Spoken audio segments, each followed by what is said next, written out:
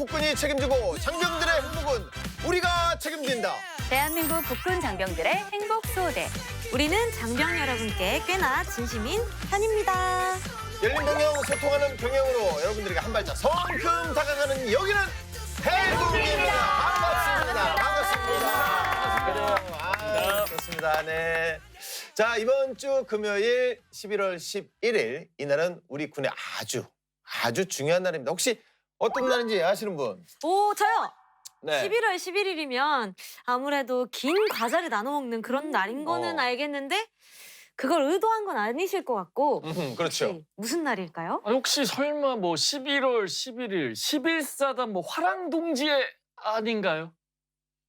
맞습니다. 맞아요? 그것도 맞지만 이날은 우리가 꼭 기억해야 하는 날입니다. 숨은 영웅들을 기억하는 날. 6.25 전쟁에 참전해서 대한민국을 수호한 유엔 참전 용사들의 희생과 공헌을 기념하고 추모하는 날입니다. 11월 11일은 바로 유엔 참전 용사 국제 추모의 날입니다. 네, 맞습니다. 6.25 전쟁 당시 22개국에서 195만 7천여 명의 용사들이 유엔군이라는 이름으로 한국을 위해 참전했는데요. 당시 이름도 위치도 모르는 나라를 전쟁에서 구하기 위해 한국으로 온 용사들은 전선에서 싸우고 또 부상자를 치료하고 부모를 잃은 아이들을 돌봐주었습니다. 그 과정에서 39,900여 명의 용사들이 희생되셨죠. 한국을 위해 싸우다 돌아가신 분들의 희생을 꼭 기억해야 하는 날이겠네요. 그분들이 있었기에 오늘날에 우리가 있는 거잖아요. 네, 맞습니다. 부산에는 세계 유일의 유엔군의 묘지인 유엔 기념 공원이 있는데요. 이곳에 6.25 전쟁에서 전사하신 11개국 2,300여 명의 유엔 참전 용사들이 안장되어 계십니다.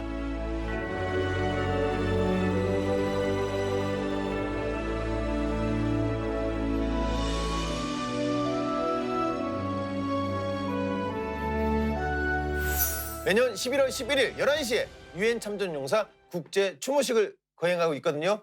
올해도 역시 진행될 예정이니까 많은 분들의 참여 부탁드리겠습니다. 네, 꼭 행사를 부산까지 가지 않더라도 각자의 자리에서 1분간 묵념을 하면서 추모에 참여할 수도 있습니다. 중요한 건 참전 용사분들을 기리는 마음이니까요. 실제로 매년 11월 11일 전 세계에서 한국 현지 시각에 맞춰 6.25 전쟁 전사자들이 안장된 부산 유엔 기념공원을 향해 동시에 묵념 및 추모를 시행하고 있답니다. 저도 11월 10일 11시 알람 딱 맞춰놓고 묵념을 해야 되겠습니다. 사실 뭐 그렇게 또 어려운 일은 아니잖아요. 맞아요. 네, 우리 행군기 가족 여러분들도 이번 주 금요일인 11월 11일 11시에 유엔 참전 용사들의 위대한 희생을 기리면서 1분간 묵념하는 시간을 가져보는 건 어떨까요? 사이버 유엔 기념 공원 홈페이지도 있으니까 한 번쯤 방문해 보시는 것도 좋겠습니다. 그럼 오늘 행군기 시작해 보겠습니다.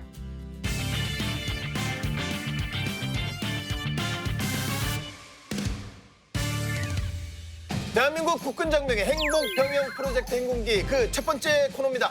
55만 국군 장병, 275만 예비역들의 리얼 공감 프로젝트. 구사군번 김대희 씨도 TV를 시청하고 있는 21군번도 함께해요. 보기만 해도 재미있는 사연, 유용한 정보가 쏟아지는 충성! TV 앞으로 모여! 충성TV! 네, 요즘 국방TV에서 가장 핫한 코너죠. 일요일엔 전군! 딱딱. 오, 야 노래 나오네요 이제. 한번 해보자.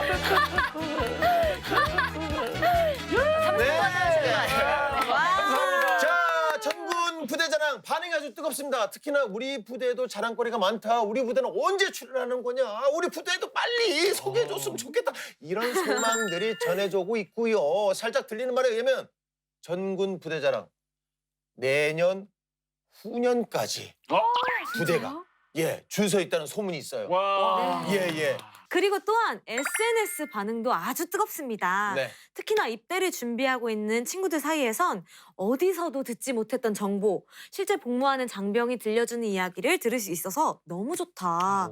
요즘 군대가 이렇게까지 좋아진 줄은 몰랐는데 너무너무 놀랐다. 이런 반응들이 굉장히 많다고 하더라고요. 네. 자, 오늘 라인업도 엄청납니다. 어떤 무대인지 김대희 씨가 힌트를 준비하셨다고요? 네.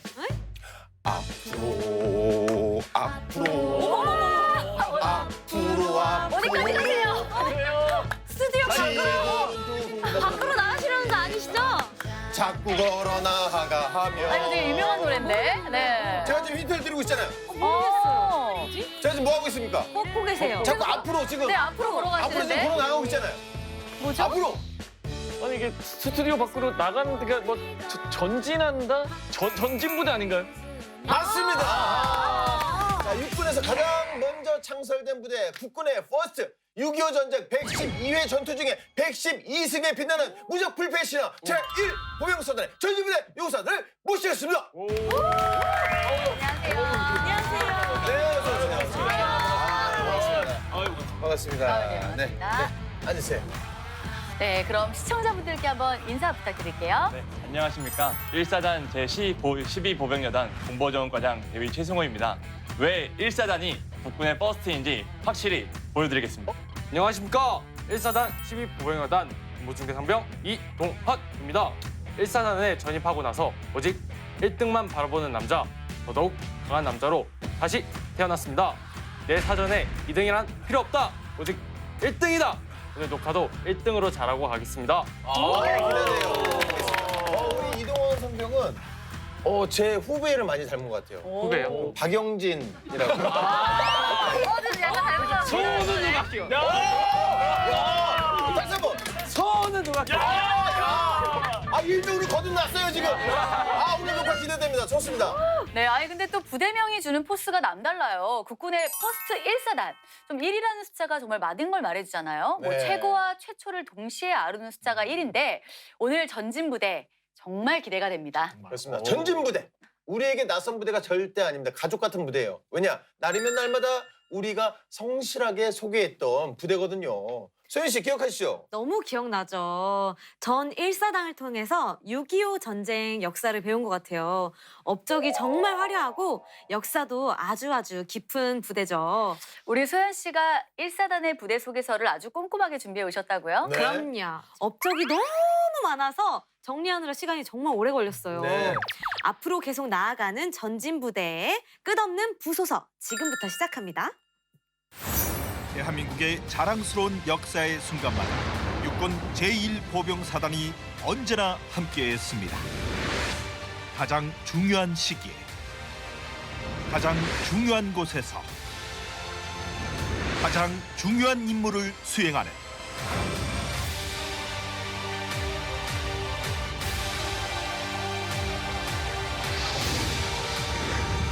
우리는 퍼스트 전진 부대입니다. 자, 전진부대 정식 명칭은 제1보병사단입니다. 창설일은 1947년 12월 1일, 대한민국 최초로 창설된 사단이죠.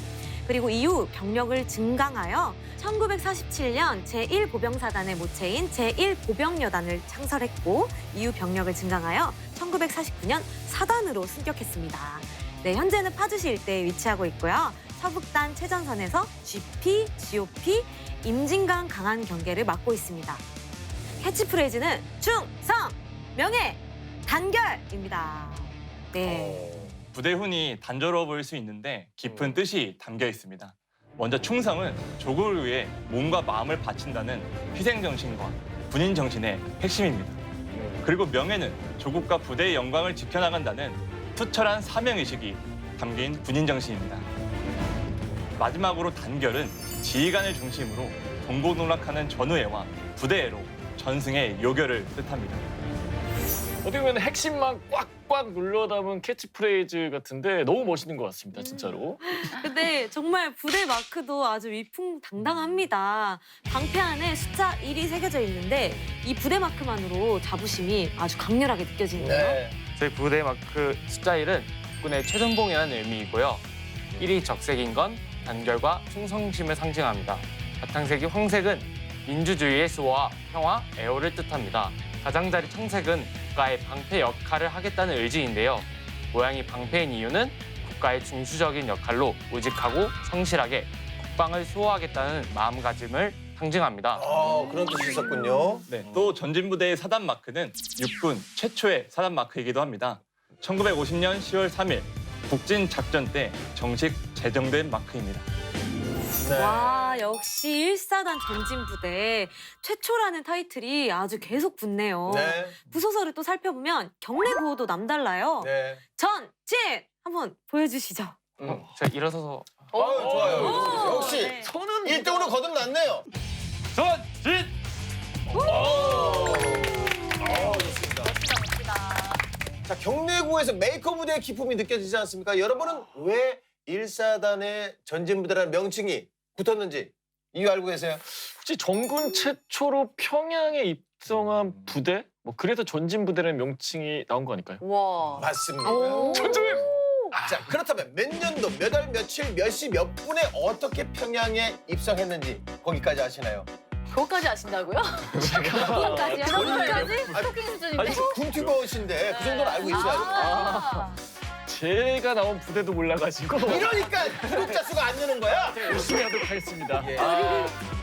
네, 전진부대의 역사 그 첫 페이지는 무려 6.25 전쟁 이전으로 거슬러 올라갑니다. 1949년 목숨을 걸고 적진으로 뛰어든 6탄 10용사가 있었습니다. 최승우 대위님, 6탄 10용사 소개 부탁드릴게요. 네. 해방 이후 한반도는 38선을 중심으로 크고 작은 교전이 계속해서 벌어지고 있었습니다.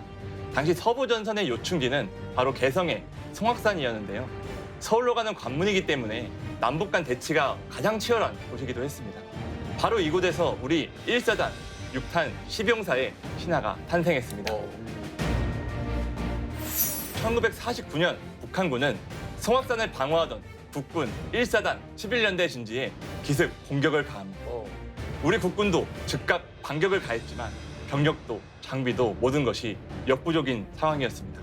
특단의 조치가 필요했습니다. 특단의 조치라면 어떤 건가요? 폭탄을 들고 이동해 적 기관총 진지에 직접 투척하는 방법이었습니다. 북한군의 진지를 파괴할 특공대원을 모집하기도 했습니다. 아니 폭탄을 들고 직접 투척이라면 죽음을 각오해야 되는 상황이었던 거네요? 네, 맞습니다. 먼저 당시 소대 분대장이었던 박창근 하사가 술탄 7개를 몸에 지니고 홀로 적진으로 돌격해 적의 진지 하나를 파괴하고 산화했습니다.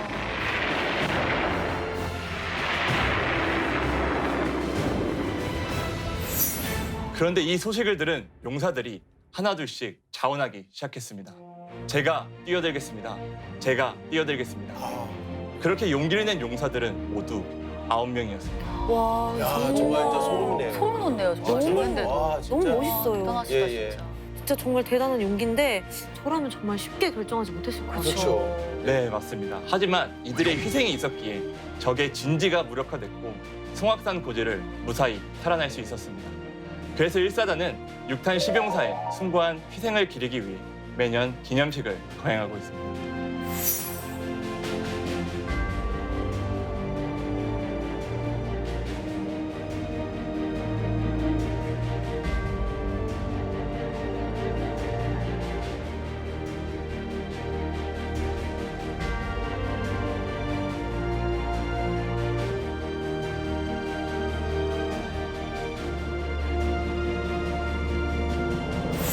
육군에서 이제 2001년에 6탄 10용사상을 제정하기도 했는데요. 육군 부사관에게 주어지는 최고 영예상인데 매년 임무 수행 능력이 뛰어나고 조국 수호 의지가 강한 부사관을 선발을 해서 포상을 수여를 하고 있습니다. 네. 네, 역시 1사단 역사의 깊이부터가 다릅니다. 6.25 전쟁 이전부터 불굴의 전투 정신이 이어지고 있지 않습니까? 네. 맞습니다. 6.25 전쟁에서도 엄청난 활약을 했잖아요. 우리 원빈 씨, 장동건 씨도 1사단 출신이죠. 맞아요, 맞아요. 당시에 엄청난 활약을 했다고 알고 있어요.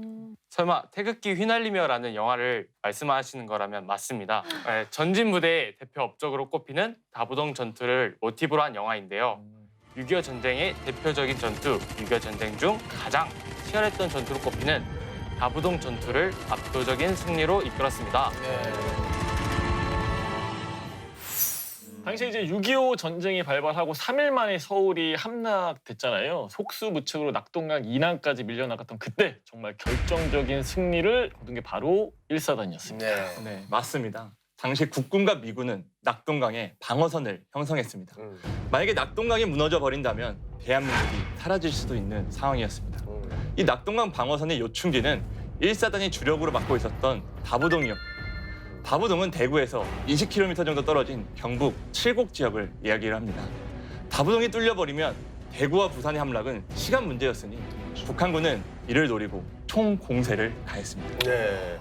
전력에서도 차이가 많이 났던 게 당시에 이제 북한군은 보병 3개 사단, 전차 사단 등 포함해서 3만여 병력을 집중시킨 반면에 우리나라 병력은 1사단과 미군을 포함해서 8,200여 명. 거의 뭐 절반도 못 미쳤다고 봐야죠. 1사단은 이제 유악산, 다부동, 가산선에서 3배나 많은 적의 병력에 맞서 목숨을 다해 이제 싸웠는데요.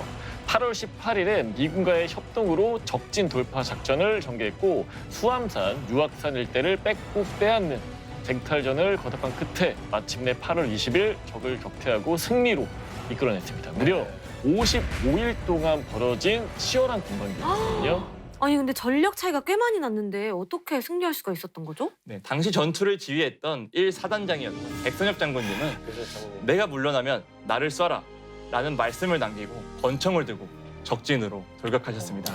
훌륭한 지휘관이 있었고 또 목숨을 걸고 싸운 용사들이 있었습니다. 네. 그리고 새벽부터 늦은 밤까지 탄약을 운반하고 부상병을 후송한 학도병들과 노무자들이 있었기에 북한군의 대공세를 저지시키고 6.25 전쟁의 흐름을 결정적으로 바꿀 수 있었습니다. 네. 만약 다부동 전투에서 승리하지 못했다면 지도에서 대한민국이 사라졌을 것이다. 라는 말이 있을 정도로 아주 중요한 전투였다고 하죠. 정말 대단합니다. 네, 맞습니다. 다부동 전투의 승리 그리고 낙동강 전선 방어는 인천 상륙작전의 발판이 되었습니다. 인천 상륙작전 이후 1사단은 밤낮을 가리지 않고 북진했습니다. 마침내 10월 19일 평양에 입성하면서 국군 1사단은 평양을 점령한 부대로 역사에 남게 되었습니다. 네. 이때 바로 전진부대라는 부대명을 얻게 되었습니다. 네. 평양으로 전진해서 전진부대라는 의미인가요? 네, 정확히는 계속 전진해서 통일의 위협을 달성하라는 의미를 가지고 있습니다. 지금도 전진부대는 위협을 달성하기 위해 항상 전진하고 있습니다. 네, 정말 국군의 퍼스트라는 말이 제대로 와닿는 부대입니다. 전진부대. 우리나라 역사에 큰 획을 그은 업적들이 참 많아요. 또 얼마 전에 큰 상을 받았다고 들었어요. 네, 맞습니다. 얼마 전 국군의 날에 대통령 부대표창을 받았습니다. 오, 네. GP, GOP, 강한 등 경계작전 태세와 능력의 완전성 그리고 국민의 생명과 재산을 지키는 군의 역할에 큰 기여한 공로를 인정받아서 표창을 받았습니다. 대통령 부대표창 육군 제1보병사단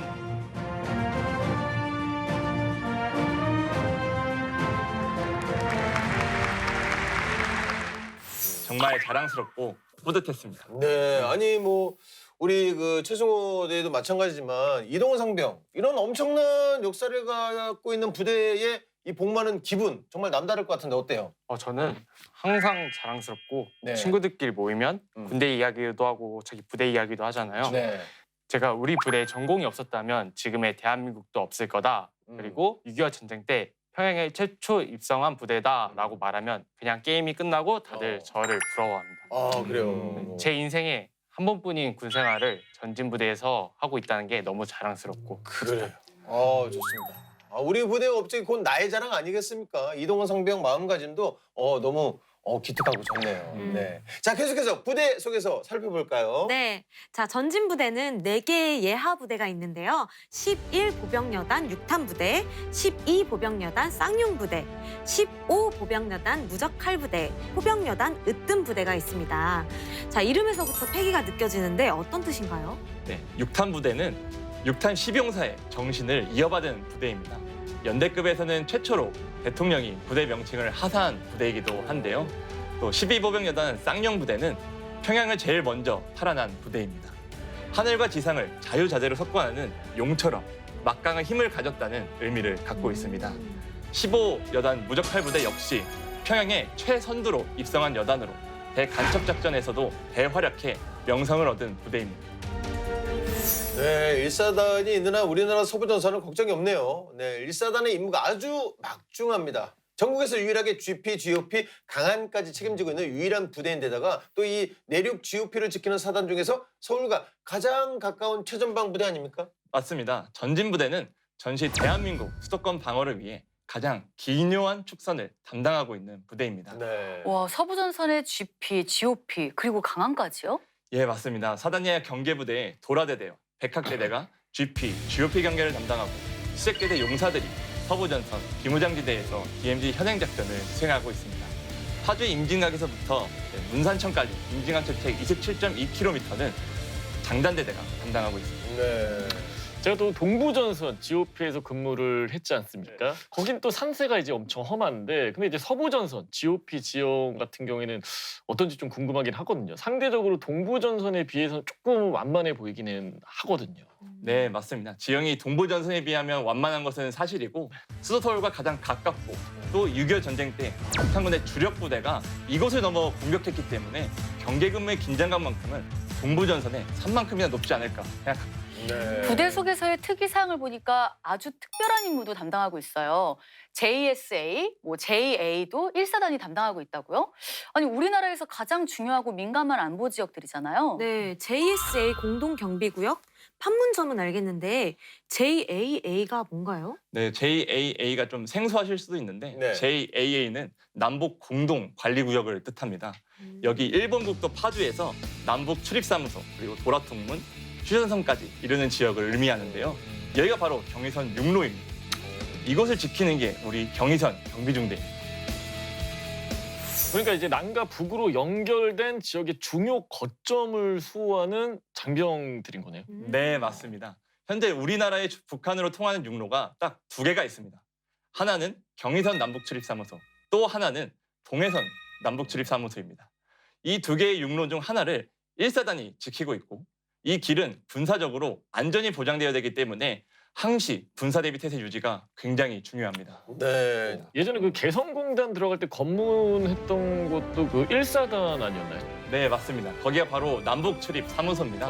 이곳에서 경의선 경비중대가 남북통행 간 차량, 인원에 대한 인원 통제, 경호작전을 실시하고 있습니다. 네. 또 최근 2019년 6월 30일에 경비중대원들이 남북미 정상회담 때 경호작전을 수행하기도 했습니다. 네. 와, 근데 너무 멋있긴 한데 뭔가 긴장감이 엄청날 것 같아요. 뭔가 언제라도 돌발 상황이 발생할 수 있는 그런 지역이잖아요. 이런 돌발 상황에 대비해서 훈련도 엄청 많이 할 것 같은데 어떤가요? 네, 훈련을 참 많이 합니다. 경의선 경비중대는 평시에도 통신선 점검과 경호작전 훈련, 통문 개방 후 차량 호송작전 등의 실전과 같은 훈련을 진행하고 있습니다. 네. 특히 JA 통행작전을 하는 인원들은 실제 남북관리구역 통행작전 FTX 그리고 모의 통행작전 등을 진행하고 있습니다. 현재는 남북교류가 중단되어 있지만 언젠가 다시 재개된다면 즉시 투입할 수 있도록 준비하고 있습니다. 아, 만만의 중태세를 갖추고 있군요. 네, 정말 막중한 임무를 담당하고 있는 만큼 경비중대 대원도 아무나 될 수 없을 것 같은데 뭐 선발하는 기준이 따로 있나요? 네, 최전방 장병을 선발하는 절차와 동일하게 진행을 하고 있습니다. 신체적인 문제나 마음가짐, 체력 등 다양한 요소를 고려하여 선발하고 있습니다. 네. GP, GOP, 강한, JAA까지 정말 작전지가 엄청나게 많네요. JA로 가는 거점인 통일대교 역시 1사단이 경계 근무를 서고 있습니다. 통일대교는 사전에 통일부의 허가증을 받은 공무 목적의 사람, 허가받은 영농인과 마을 주민, 그리고 도라 전망대 관광버스표를 구매한 관객들이 이용할 수 있는데요.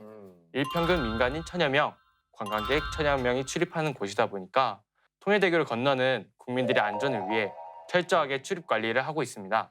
네. 여기서 끝이 아닙니다. 우리 1사단에서 대한민국의 안보 1번지를 지키고 있는데 대한민국 안보 1번지라고 하면 또 어딜 것 같아요? 근데 안보 1번지라고 하면 북한과 가장 가깝게 맞닿은 곳이 아닐까요? 네, 맞습니다. 저희 1사단이 맡은 대한민국 안보 1번지는 안보 관광지를 뜻합니다. 판문점을 비롯해서 도라전망, DMZ 평화의 길, 임진각 곤돌라, 캠프 그리브스, 제3땅굴 등이 있습니다. 안보 관광지의 관광 활성화와 안내를 위해 안보 실장과 관광 안내사분들이 관광객들에게 도라전망대와 제3땅굴을 소개하고 북한 지형지물 브리핑 등 다양한 임무를 수행하고 있습니다. 네. 파주 지역이 최전방 지역이기도 하지만 국가 안보상 전략적으로 중요한 곳들이 많잖아요. 전진 부대원들은 조국을 수호한다는 사명감이 정말 굉장할 것 같아요. 네. 사명감도 중요하지만 튼튼한 안보를 위해서는 든든한 장비도 있어야 되는데 아무래도 이 최전방을 수호하는 부대이다 보니까 무기 라인업 또한 어마어마하다라고 얘기를 들었어요. 최초로 보급된 장비들이 많다고요? 네, 맞습니다. 먼저 1사단은 전군 최초로 K-10 제독차를 전력화한 부대입니다. K10 제독차가 뭔가요? 네, K10 제독차는 화생방 무기 체계를 뜻합니다. 화학 무기에 오염된 신체나 물건을 제독시켜주는 역할을 합니다. 전시에 만약 화생방에 노출됐다면 제독차가 전투원들에게 묻은 오염을 말끔하게 제거해주는 거죠. 전투원들의 생존성을 높여줄 수 있는 장비라고 보시면 될 것 같습니다. 네. 비상 상황에 활용할 수 있는 최첨단 장비네요. 전시에 꼭 필요한 장비인 것 같아요. 네, 맞습니다. 이 외에도 일사단에 최초 도입된 장비가 또 많습니다. 그중 하나가 대한민국 차세대 기관총이라 불리는 K16 신형 기관총인데요. 일사단은 K16 신형 기관총으로 전군 최초 전투 실험을 한 부대입니다. 오, 신형 기관총이면 성능도 정말 좋겠네요. 네, 그렇습니다. 갓 입대한 신병들이라면 특히 주목해야 될 것 같은데요. K16 기관총은 보병 전투형인 소대 화력 장비이기도 한데요. 성능이 어마어마합니다.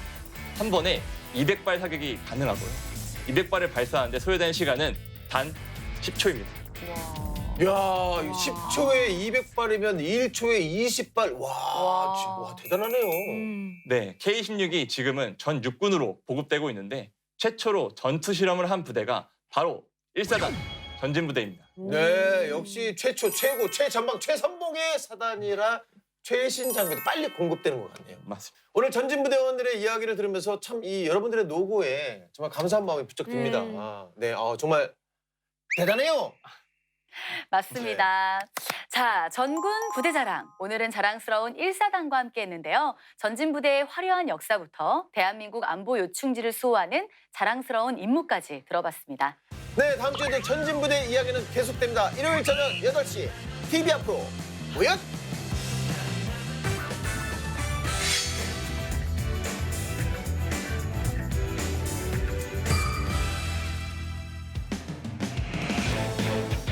대한민국 국군 장병들의 인권을 사수하라. 행복한 내일을 위해 그날의 사건을 되짚어보는 사건의 재구성 시간입니다. 장병들의 행복한 병영 그리고 인권을 위해 행군기가 앞장서겠습니다. 지금껏 관습이라는 이름으로 자행되어 온 악습, 불합리한 관행, 이제는 안녕. 군에서 벌어진 하나의 사건을 다각도로 짚어보고 문제점을 하나하나 살펴보는 사건의 재구성입니다. 네, 오늘도 사건의 재구성 함께해 주십니다. 육군본부 과학수사센터의 윤대중 수사관님 반갑습니다. 네, 안녕하세요. 안녕하세요. 범인의 심리 다 제 손 안에 있습니다. 틱들 하나까지 분석해내겠습니다. 네, 감사합니다. 그리고 오늘 훈훈한 뉴페이스도 함께 하십니다. 공군 검찰단 군검사 이영규 법무관님 반갑습니다. 안녕하세요. 군검사 이영규입니다. 장병들을 위한 인권 프로그램에 출연할 수 있어서 영광입니다. 앞으로도 군 사법 정의를 위해 노력하겠습니다.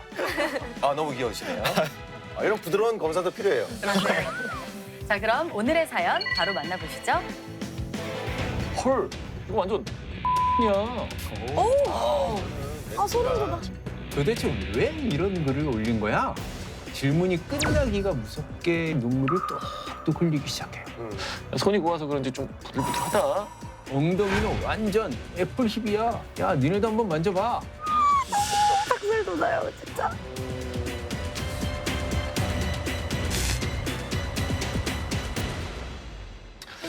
일가가 끝날 평일 오후 그날 생활관의 분위기는 조금 이상했는데요. 평소 같았으면 시끄러운 텔레비전 소리와 병사들의 대화 소리로 가득했을 생활관에 정막이 감돌고 있었거든요. 스마트폰을 하던 병사들의 입에선 간헐적으로 이런 소리가 터져 나옵니다. 헐, 이거 완전 야. 도대체 무슨 일이 있었던 걸까요? 뭔가 분위기가 약간 심상치 않은데요? 그렇죠. 뭔가 사건이 터진 것 같은데 지금 멘트는 이게 뭔가 스마트폰으로 뭔가를 보고 있으면서 나온 말 같거든요. 예. 병사들이 보고 있던 건 바로 이거였는데요. 인터넷에 게시된 한 장의 글. 여긴 충격적인 내용이 담겨 있었습니다. 오, 제목부터가. 세다. 여기 조금 내용이. 와, 이게 사실이라면 너무 충격적인데요. 야, 수위가 센데? 네. 그렇죠. 부대 내 성추행을 폭로하는 글이었는데요. 이 글은 게시된과 동시에 SNS를 통해 일파만파로 퍼져나갑니다. 그리고 몇 시간 뒤 부대는 발칵 뒤집히고요. 가해자로 특정된 병사는 바로 A 병사. A 병사. 정확합니다. 역시 B도 있고 C도 있을 수 있었는데 A 병사. 네. 날카로운데요. 그러니까 가해자가 특정이 되자 군 수사기관에서 이제 조사가 시작이 됐어요. 그러니까 제일 먼저 A 병사가 이제 소환이 됐죠. 그런데 A 병사의 반응은 예상과는 조금 달랐어요. 본인은 정말 잘못한 게 없다는 거예요. 오히려 인터넷에 글을 게시한 사람을 무고죄로 처벌할 수 없냐고 묻기까지 했어요. 아니 뭐 글이 많이 과장되어 있었던 건가요? 많이 억울한 것 같은데요. 이게 당시 조사 과정에서 A 병사의 진술인데요. 한번 들어보시겠어요? 네. 저는 걔가 너무 안쓰럽고 막내 동생 같아서 챙겨준 거예요. 근데 이런 글을 올렸다고요? 너무 배신감이 들어요. 저 어떡하죠? 이제 사람을 못 믿을 것 같아요. 이거 뭐 억울해 보이는데. 근데 이 말이 사실이라면 피해자는 왜 이런 글을 올렸을까요? A 병사의 진술은 이랬는데요. 사건의 발단은 3개월 전. 이때 A 병사의 부대로 신병이 들어옵니다. 바로 이제 B 병사였는데요. 고등학교를 갓 졸업하고 입대한 B 병사는 체격도 왜소하고 유난히 좀 약해 보였다고 해요. 이제 수줍음을 많이 타는 성격인지 부대원들과 쉽게 어울리지도 못했고요. A 병사는 이 B 병사가 잘 적응할 수 있게끔 도와야겠다라는 생각을 했다고 합니다. 왜냐? 바로 이제 분대장이었기 때문이거든요.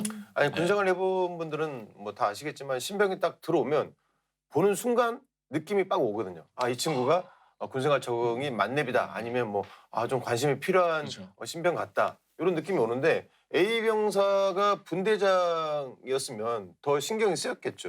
맞아요. 그래서 아침에 일어나길 힘들어하는 B 병사를 직접 깨우기도 하고 다른 부대원들과 어울릴 수 있도록 자리를 자주 만들어줬죠. 그리고 훈련할 때면 유독 뒤처지는 B 병사를 예의주시했는데요. 뒤에서 밀어주고 앞에서 끌어줬다고 합니다.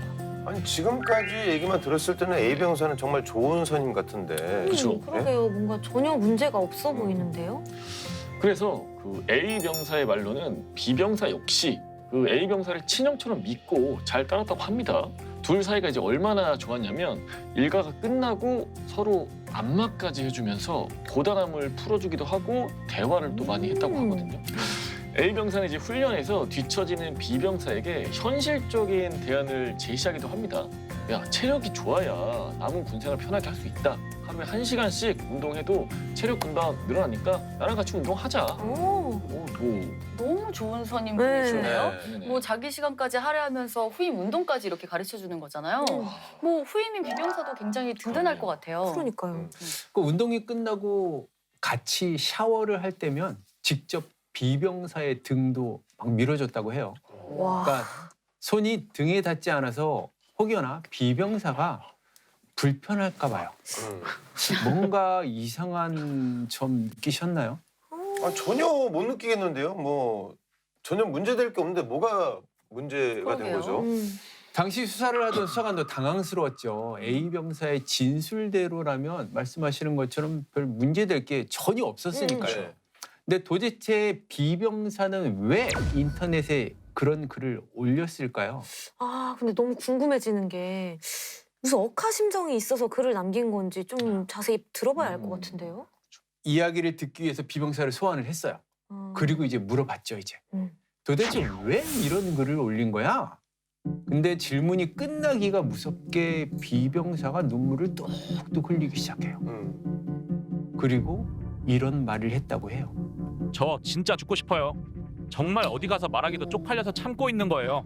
하루하루가 수치스럽고 고통스러웠어요. 아니 두 사람의 입장이 너무 지금 상이하게 다른데 누가 지금 맞는 말을 하는 건지 모르겠네. 확실한 건 둘 중 하나는 거짓말을 하고 있다는 건데 그렇죠. 이 사건 너무 이상합니다. 자, 그러면 이제부터 비병사의 입장입니다. 양측 말을 다 들어봐야 될 거 아니에요. 그렇죠. 비병사의 진술은 이랬는데요. 처음 비병사는 자신을 챙겨주는 A 병사가 무척이나 고마웠다고 해요. 처음에는. 평소 이제 낯가림이 심해서 처음 만나는 사람들과 잘 친해지지 못하는 성격이었거든요. 여기까지는 진술이 어느 정도 서로가 일치하네요. 맞습니다. 네. 그런데 이제 어느 날부터 A 병사의 행동이 거슬리기 시작했더라는 거예요. 매일 아침 B 병사를 깨우는 거는 A 병사였거든요. 깨우는 방법이 조금 이상했는데요. A 병사가 자고 있는 B 병사 옆에 나란히 눕습니다. 자고 이제 바로 옆에 탁 누워요. 그리고 좀 껴안습니다. 친근하게. 예. 그 다음엔 귓가에 이런 말을 속삭였다고 해요. 우리 애기 일어나. 일어나. 밥만 먹어야지. 와 너무 오글거려요. 우리 애기 맘마? 이게 뭐 가능한 말이에요, 남자끼리? 이게 쉽지 않은데. 그리고 옆에는 왜 눕는 거죠? 뭐 설마 뭐 정말 엄마라고 생각하고 그런 건 아니겠죠? 야, 그래서 이걸 듣자마자 B 병사는 온몸에 소름이 돋았다고 해요. 저 같아도 옆에서 오면 닭살이 싹 돋을 거 아니에요. 남자가. 그렇죠. 뒤에 대고 속삭이며. 그래서 바로 이제 A 병사에게 왜 그러냐, 그러지 말라라고 했을 때 돌아오는 반응은 이거였습니다. 아유 장난인데 왜 그래? 장난이야. 야 이게 참 좀 살짝 헷갈리네요. 그러니까 뭐 여기까지 들었을 때는 좀 장난을 좋아하는 선임이지 않나라는 또 생각이 들기도 하고 아닌 것 같기도 하고. 맞아요. 그러다 보니 B 병사는 뭐 그 이상 아무 말도 할 수가 없었어요. 또 A 병사가 B 병사에게만 그런 행동을 한 건 또 아니었거든요. B 병사가 일어나면 옆에 있던 C 병사, 그 옆에 있던 D 병사도 같은 방식으로 깨었습니다. 아니 다른 애기야. 병사들은 그게 안 불편했나요? 다른 병사들은 A 병사의 행동에 대해서 아무런 반응이 없었어요. 아휴, 또 저러나 보다 하고 그냥 다 넘겼죠 이제.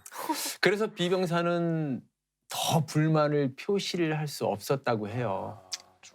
왜? 다른 병사들이 다들 아무렇지 않아 하니까요. 그렇지. 저 이게 약간 나만 이상하게 생각하는 건가? 갑자기 이렇게 좀 생각이 들었을 것 같아요. 나만 예민하게 또 생각하는 맞아요. 거라고 생각할 수 있으니까. 훈련을 할 때면 A 병사는 스킨십을 더 심하게 했다고 해요.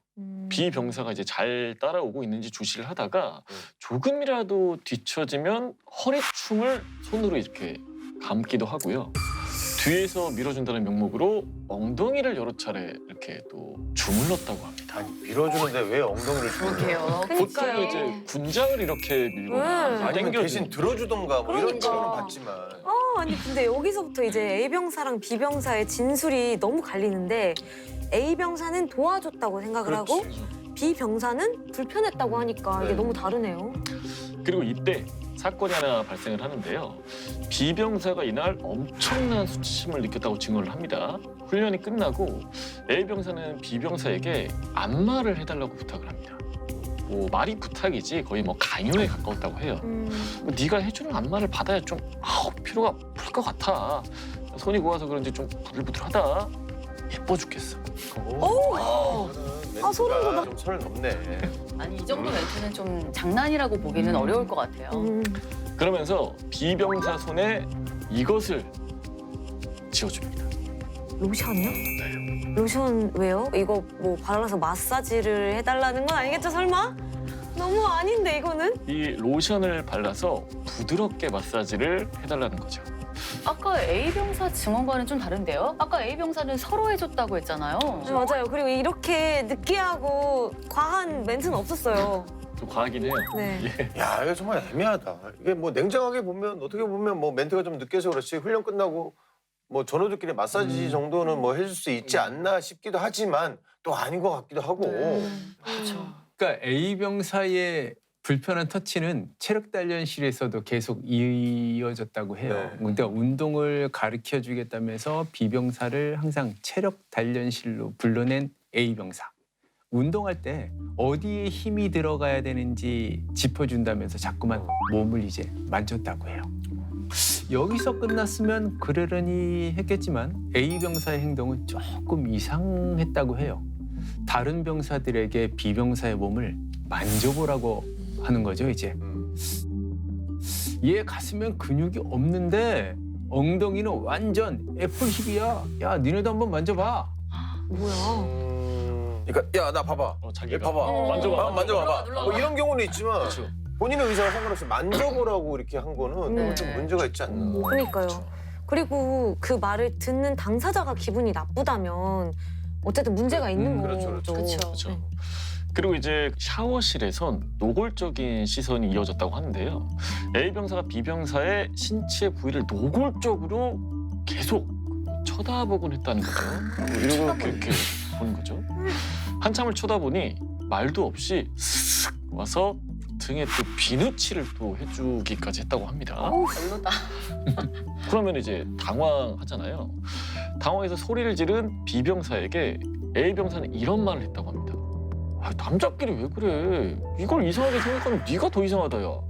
아 이게 뭔가 그냥 이렇게 해줬는 게 아니라 뭔가 이렇게 네. 너무 불편할 것 같아요, 이 상황이. 아, 그리고 상대가 불쾌감을 표시했는데도 뭐 A 병사는 본인이 행동을 잘못했는지 모르네요. 아, 그래서 B 병사는 그게 무척 혼란스러웠다고 해요. 이 내용에 대해서 어디까지 상담해야 할지도 잘 몰랐고요. 결국 참다 못한 B 병사가 인터넷 커뮤니티에 A 병사에 관한 글을 올리는 바람에 이 사건이 수면 위로 떠오르게 된 거죠, 이제. 자, 이 사건 어떻게 생각하십니까? 이 선임이 굉장히 뭔가 좀 가스라이팅을 지속적으로 좀 해왔던 것 같아요. 뭔가 제스처를 취하고 피드백이 별로다 싶으면 아, 남자끼리 왜 그래? 뭐 그럴 수도 있지. 이런 식으로 뭔가 계속 뭔가 적응이 될 수 있게끔 훈련을 시켰던 그런 느낌이 나기도 하고요. 네.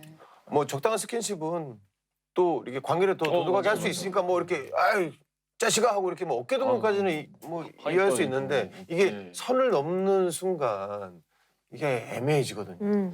이번 사건이 과연 사소한 스킨십이라고 말할 수 있을까요? 뭐 단순한 장난이나 애정 표현이라고 하기에는 좀 도를 지나쳤다는 생각이 드는데요. 양쪽이 이제 입장차가 좀 다르긴 한데 비병사는 확실한 거는 비병사는 이 사건 때문에 극단적인 생각까지 했다는 게 중요한 것 같아요. 그쵸. 보통 성희롱, 성추행은 이성 간에 발생한다고 생각을 하는데 맞아요. 이게 동성 간에도 성립이 될 수 있는 거죠. 네, 맞습니다. 만약 당사자가 모멸감이나 수치심을 느꼈다면 그게 동성이든 간에 이성이든 간에 상관없이 성희롱 또는 성폭력에 해당합니다. 이번 사건에서도 역시 당사자가 수치심을 느꼈기 때문에 명백한 성희롱, 성폭행이고 가해자는 처벌도 받을 수 있는 사안입니다. 근데 오늘 같은 사건이 인상적인 게 가해자와 피해자 양쪽 입장이 완전 달랐잖아요. 이 똑같은 사건을 두고 B 병사는 수치심을 느꼈다라고 얘기하고 A 병사는 그저 장난이었다 이렇게 주장을 하는데 A 병사는 정말 자신의 행동이 잘못된 걸 모르고 있을까요? 몰랐을 수도 있을 것 같기도 해요. 그러니까 실제로 남자들끼리 이렇게 좀 친해지고 싶은 이런 심리가 강해지면 스킨십이나 뭐 사선, 터치 같은 것들이 좀 생기기도 해요. 그러니까 스킨십만큼 호감을 표현할 수 있는 좋은 방법이 없기 때문이죠, 이제.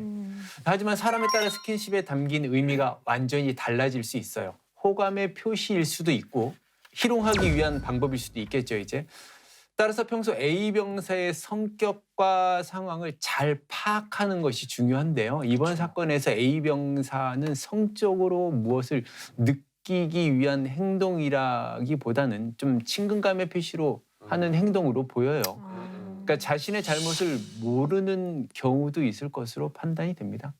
근데 문제는 A 병사가 뭐 어떤 의도를 가지고 스킨십을 하지 않았다고 해도 B 병사 입장에서는 어마어마한 수치심을 느꼈잖아요. 그렇죠. 당사자가 수치심을 느꼈다는 거는 문제가 되는 거죠? 네, 맞습니다. 가해자가 성적 의도를 가지고 터치를 하지 않았다고 하더라도 피해자가 원치 않는 성적 수치심 또는 혐오감을 느끼게 되었다면 성추행이 맞습니다. 우리나라 대법원도 가해자가 자신의 성적 욕구를 만족시키려는 의도가 있었는지 여부와 무관하게 일반인의 관점에서 선량한 성적 도덕관념에 반한다면 성추행에 해당한다고 보고 있습니다. 네. 비병사한테 이상한 농담도 하잖아요. 뭐 손이고 온 네 손으로 안마를 뭐 받아야 피로가 풀린다는 둥. 충분히 기분 나쁠 수 있는 말인 것 같은데 이런 발언도 역시 듣는 입장에서 수치심을 느끼면 문제가 되는 거죠. 성희롱도 역시 마찬가지라고 볼 수 있습니다. 당하는 사람이 수치심을 느낀다면 비도덕적인 행위에 해당되고 일정한 제재를 받게 됩니다. 성추행처럼 형사 처벌을 받진 않지만 이제 징계 사유에 해당할 수 있습니다. 네. 그리고 이 사건을 보면 부럽다는 이유로 B 병사의 신체 부위를 만지잖아요. 심지어 다른 병사들한테도 만져보라고 얘기도 하고. 이게 도대체 무슨 심리일까요? 인지 감수성이 부족한 거예요. 감수성이라는 건 우리 사회에서 어떤 사건이나 문제가 발생됐을 때 어떤 점에서 잘못된 건지 잘 파악을 하고 느낄 수 있는 능력을 말하는데요. 이 사건에서 A 병사는 피해자 입장에서 자신의 행동이 어떤 영향을 끼칠지 전혀 모르는 거죠. 그러니까 인지 감수성이 부족한 것으로 이해하시면 됩니다. 네. 그리고 또 저는 답답했던 게 주변 병사들이 도와줄 법도 한데 그냥 상황을 지켜보기만 하잖아요. A 병사가 과한 스킨십을 해도 아무 신경도 안 쓰고 그냥 넘어가 버리고 심지어는 추행에 동참하기도 하는데 이 병사들은 왜 그러는 걸까요? 주변 병사들의 심리도 좀 궁금해요. 남자들끼리 뭐 어때 하는 생각을 가지고 있었을 거예요. 이러한 행위가 추행이나 성범죄라는 인식을 아예 못하고 있었을 거고요. 만약에 이런 행동이 강력한 처벌을 받을 수 있는 행동이라는 걸 알았다면 과연 이렇게 했을까요? 동성끼리도 수치심을 느끼게 하는 성추행이 있다는 걸 꼭 알아두셨으면 좋겠습니다. 맞습니다. 예. 비병사는 근데 답답한 게 본인이 당하고 있는 성추행, 성희롱이라는 걸 알았을 텐데 인지를 했을 텐데 다른 간부한테 뭐 신고를 하거나 마음의 편지를 쓰지 않았거든요. 왜 그랬을까요? 그러니까 처음부터 A 병사의 행동이 성폭행이나 인권 침해라는 생각을 못했을 거예요. 그런데 강도가 점점 심해지고 나서야 이게 문제가 될 수 있다는 사실을 인식하게 된 거죠, 이제. 하지만 깨달았을 때는 이미 신고할 타이밍을 놓쳤다고 생각하는 심리적 부담감이 크게 작용했을 겁니다. 그래서 신고를 하거나 마음의 편지를 쓰지 못한 거고요. 때문에 인권 침해라는 생각이 드는 순간에 바로 신고를 하는 게 중요합니다. 더 큰 범죄를 예방하기 위해서는 꼭 신고하는 게 중요하다는 걸 기억하시길 바랍니다. 네, 우리 장면 여러분들도 명심하기 바라겠고요. 자, 사건을 좀 더 다양한 각도에서 살펴보기 위해서 준비한 작은 코너 사건인 사건입니다. 만나보시죠.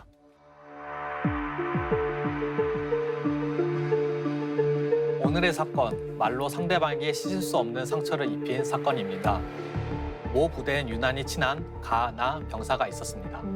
이 둘은 부대 내에서 소위 말하는 왕따였는데요. 이들이 왕따를 당한 이유는 간단했습니다. 여가 시간에 공놀이나 체육 활동 같은 단체 활동에 참여하지 않고 둘이서만 어울렸기 때문이었습니다. 그러던 어느 날 가나 병사를 중심으로 이상한 소문이 퍼지기 시작했습니다.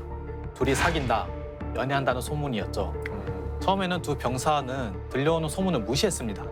사실이 아니었으니까요. 실제로 두 병사는 사귀는 사이라던가 동성애자는 아니었습니다. 그러니까 뭐 누군가 장난처럼 뭐 둘이 사귄다고 소문을 좀 낸 것 같네요. 또 당사자들이 아무런 반응을 하지도 않으니 소문은 눈덩이처럼 부풀려지기 시작했습니다. 둘이 화장실에서 애정 행각을 하는 걸 봤다. 밤에 한 이불을 덮고 벗고 있는 걸 봤다. 라는 식의 소문이었죠. 소문의 그 정도가 수위가 너무 세다. 이게 듣기가 좀 불편하네요. 부대 안을 떠돌던 소문은 얼마 안 가서 당사자들 귀에 들어가게 되었습니다. 한 병사가 가 병사에게 둘 중 누가 여자 역할을 하는 거냐 라는 질문을 던졌는데요. 이후 방송에서 소개할 수 없는 수위의 농담을 가장한 질문들이 쏟아졌습니다. 도가 지나치네요. 해당 발언에 수치심을 느낀 가 병사는 해당 병사를 성희롱으로 신고했습니다. 네. 어떻게 보면 뭐 장난 삼아가 또 문제를 일으킨 건데 이 사건은 어떻게 됐나요? 해당 병사는 징계위원회에 회부되어서 징계 처분을 기다리고 있습니다. 성희롱의 경우 형사처벌이 아니라 징계 사유에 해당하여 이 병사의 경우 형사처벌은 비록 받지 않지만 비도덕적인 행위임이 분명하기 때문에 조직 내부에서 일정한 제재를 가하도록 하고 있습니다. 그럼 처음에 말도 안 되는 소문을 냈던 병사들은 어떤 처벌을 받게 되나요? 둘이 화장실에서 애정 행각을 했다든지 한 이불을 덮고 옷을 벗고 있었다. 이런 소문들은 가나 병사들의 사회적 평가를 저하시키는 발언이기 때문에 형법 제307조에서 규정하고 있는 명예훼손죄로 처벌받을 수 있습니다. 또한 상대방에게 성적 수치심이나 성적 모욕감을 주는 언어적 성희롱에 해당하기 때문에 징계 처분을 받을 수 있습니다. 혐오감과 수치심을 불러일으키는 말도 범죄가 될 수 있다는 걸 잊지 말아야겠습니다. 근데 가나 병사는 왜 처음 이상한 소문이 났을 때 바로 대처하지 못하고 당하고만 있었을까요? 약육강식이라는 말 다들 아시죠? 네. 약육강식은 약자가 강자에게 지배되는 것을 비유적으로 이루는 말입니다. 그러니까 약자는 언제나 마음을 편안하게 할 수 없고 강자의 눈치를 본다는 말인데요. 신고를 하게 되면 또 다른 피해나 왕따를 당하지 않을까 하는 걱정이나 염려가 되는 뭐 불안 심리가 크게 작용하지 않았을까 하는 생각이 들고요. 이 정도는 그냥 참고 넘어갈 수 있는 문제 있는데 뭐 신고를 했다가 더 심한 장난이나 왕따를 당할 수도 있다는 뭐 그런 판단을 했던 거죠. 그래서 참아보려고 했을 겁니다. 이제. 이 또한 개선되어야 할 불합리한 병영 문화이기도 하고요. 동성 간의 성희롱을 장난으로 치부하기보다는 하나의 성범죄로 인식을 해야겠네요. 맞습니다. 네. 인식 개선이 굉장히 중요한데요. 성범죄는 비단 이성 간에만 발생하는 것은 아니고요. 이외로 군대나 남학교, 여학교 등 동성들만 구성된 집단이나 모임에서 다양한 성범죄 사건들이 발생하고 있죠, 이제. 그러니까 장난으로 한 일에 대해서 누구에겐가 그게 범죄로 다가올 수 있다는 걸 꼭 기억하셔야 돼요. 네. 앞으로 더 이런 사건 사고가 일어나지 않도록 더 주의를 기울여야 할 것 같은데요. 이 군에서는 병사들의 성범죄, 성인식과 관련해서 어떤 교육이 이루어지고 있나요? 네, 매년 전장병을 대상으로 성인지 원격 교육과 소식 교육, 뭐 화상 교육, 자체 토론 교육, 뭐 이런 교육들이 수시로 이루어지고 있고요. 또한 군사 경찰에서는 안전 리포트를 통하여 인터넷에 수시로 교육 자료를 전파하고 있습니다. 네, 오늘의 사건 되짚어 보겠습니다. A 병사는 B 병사에게 수시로 스킨십을 하거나 또 수위 높은 발언을 하면서 성적 수치심을 유발했는데요. 명백한 잘못이죠. 이건 어떤 법적 처벌을 받게 되나요? A 병사는 군형법에 따라 군인 등 강제추행죄로 처벌받게 됩니다. 형법에서는 강제추행을 10년 이하의 징역, 1,500만 원 이하의 벌금으로 처벌하고 있는데요. 군형법에서는 군인 신분의 특수성을 고려해서 군인 등 강제추행에 대해 1년 이상의 유기징역을 처하도록 규정하고 있습니다. 일반 형법에서 규정하고 있는 강제추행보다 군 형법에서 규정하고 있는 군인 등 강제추행이 더 가중해서 처벌하고 있다는 사실을 알아두시면 되겠습니다. 네. 그러니까 뭐 군이기 때문에 어떻게 보면 더 처벌이 가중이 된 거네요. 네, 그렇습니다.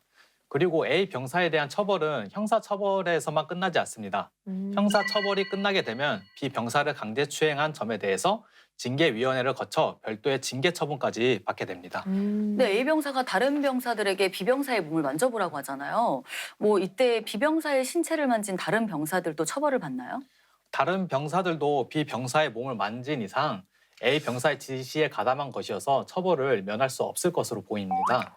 근데 이게 정말 B 병사한테 엄청난 트라우마로 남을 것 같아요. 오죽하면 극단적인 생각까지 했을까 싶은데 B 병사가 군에서 도움을 받을 수 있는 방법이 있을까요? 네, 물론 있습니다. 우선 B 병사는 성고충 상담관의 상담을 받을 수 있고요.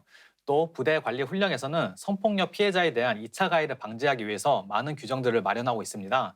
먼저 성폭력 사건이 접수되면 가해자와 피해자를 공간적으로 분리를 하고 가해자와 피해자가 대면에서 발생할 수 있는 2차 가해, 그리고 피해자에게 압력을 가하는 행위, 피해자를 회유하는 행위, 그리고 소문을 유포하는 행위를 차단하도록 하고 있어서 이러한 의무를 부과하고 있습니다. 네. 내가 무심코 한 장난이 타인에게는 큰 상처가 되고 장난도 선을 넘는 순간 범죄가 될 수 있습니다. 상대에 대한 배려와 존중으로 행복한 병영 생활을 하시기 바라겠습니다. 네, 국군 장병 여러분들의 소중한 인권을 지키기 위해 국방일프콜 1303번이 24시간 365일 열려 있습니다. 여러분의 인권이 침해당했을 때는 언제든 도움을 요청하시기 바랍니다. 자, 오늘 사건의 재구성 여기서 마무리하겠습니다. 모두가 웃을 수 있는 군대가 되는 그날까지 아름다운 병영 문화를 만들어가는 행군기가 함께합니다. 다음 주에도 많은 기대 부탁드립니다. 저는 경례 행군!